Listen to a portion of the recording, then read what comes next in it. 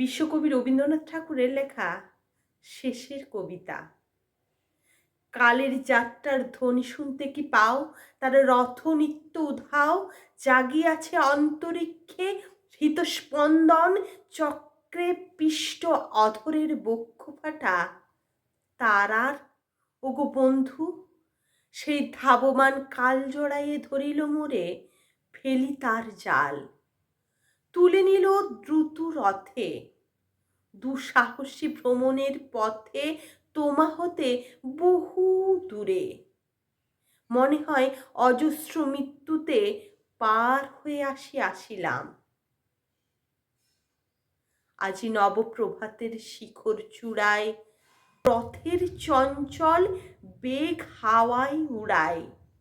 আমার পুরনো নাম ফিরিবার পথ নাহি, দূর হতে যদি দেখো চাহি, পারিবে না চিনিতে আমায়। হে বন্ধু, বিদায়। কোনোদিন কর্মহীন পূর্ণ অবকাশে, বসন্ত বাতাসে, অতীতের তীর হতে যে রাত্রে বহিবে দীর্ঘশ্বাস, ঝোড়া বকুলের কান্না ব্যথিবে আকাশ।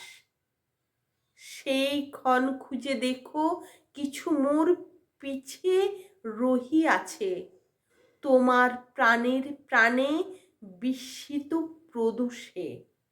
হয়তো দিবে সে জ্যোতি, হয়তো ধরিবে কভু নাম হারা স্বপ্নে মূরতি।